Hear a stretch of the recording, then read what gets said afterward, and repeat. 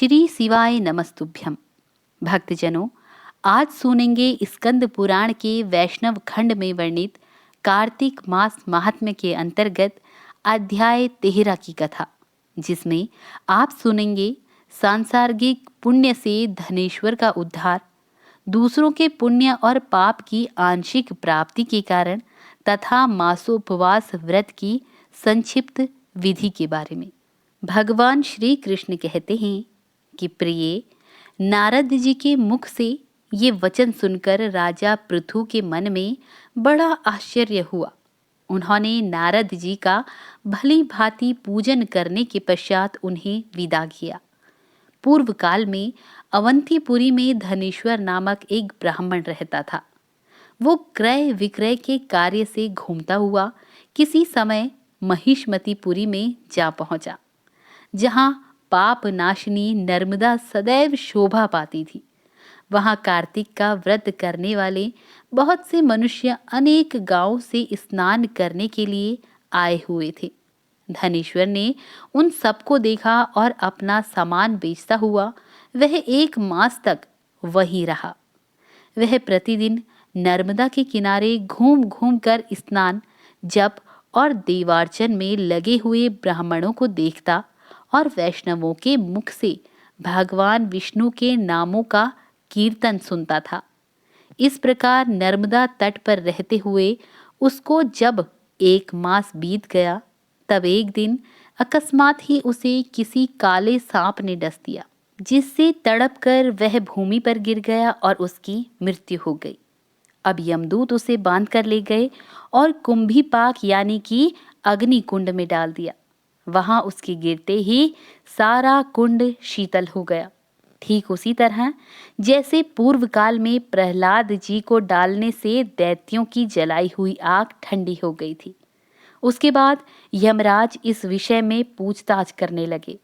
इतने में ही वहां नारद जी आए और इस प्रकार बोले, सूर्यनंदन, यह नरक का उपभोग करने योग्य नहीं है।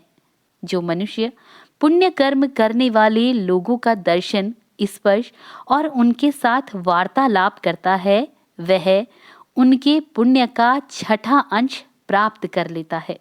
ये धनेश्वर तो 1 मास तक श्री हरि के कार्तिक व्रत का अनुष्ठान करने वाले असंख्य मनुष्यों के संपर्क में रहा है।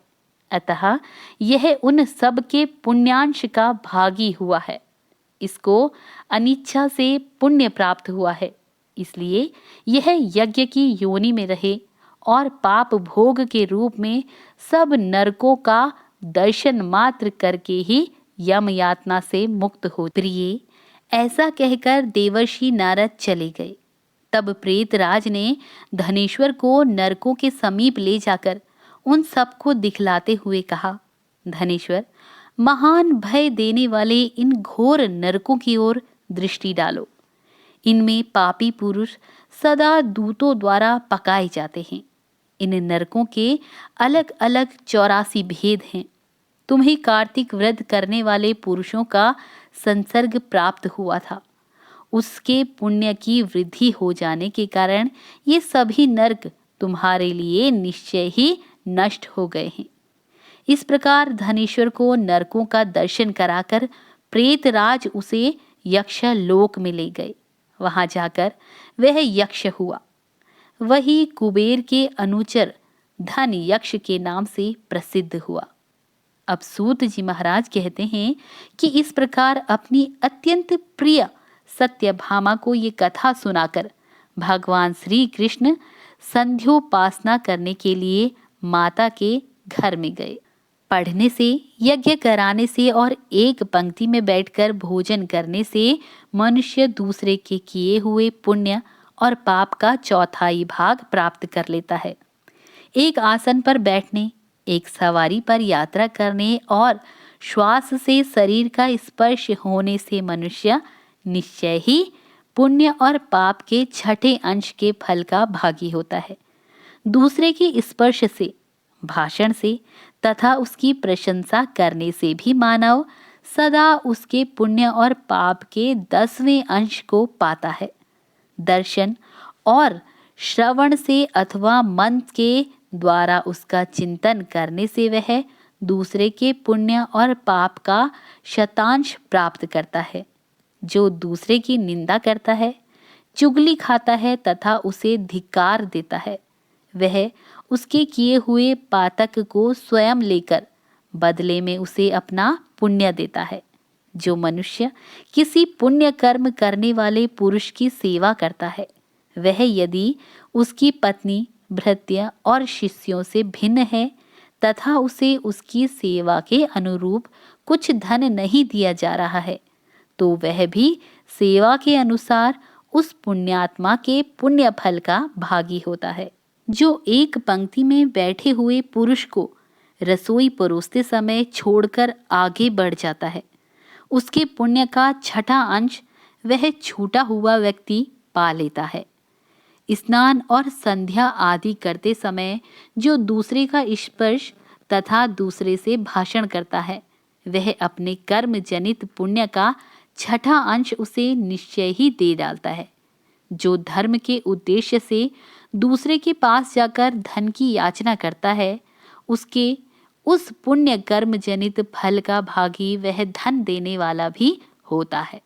जो दूसरे का धन चुराकर उसके द्वारा पुण्य कर्म करता है, वहाँ कर्म करने वाला तो पापी होता है तथा जिसका धन चुराकर उस कर्म में लगाया गया है, वही उसके पुण्य फल को प्राप्त करता है।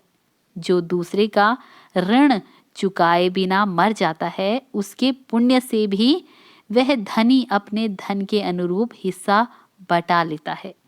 जो बुद्धि, सलाह देने वाला, अनुमोदन करने वाला, साधन सामग्री देने वाला तथा बल लगाने वाला है, वह भी पुण्य पाप में छठे अंश को ग्रहण करता है। प्रजा के पुण्य और पाप में छठा अंश राजा लेता है। इसी प्रकार शिष्य से गुरु, स्त्री से उसका पति और पुत्र से उसका पिता पुण्य पाप का छठा अंश ग्रहण करता है। स्त्री भी यदि अपने पति के मन के अनुकूल चलने वाली और सदा उसे संतुष्ट रखने वाली हो, तो वह उसके पुण्य का आधा भाग प्राप्त कर लेती है।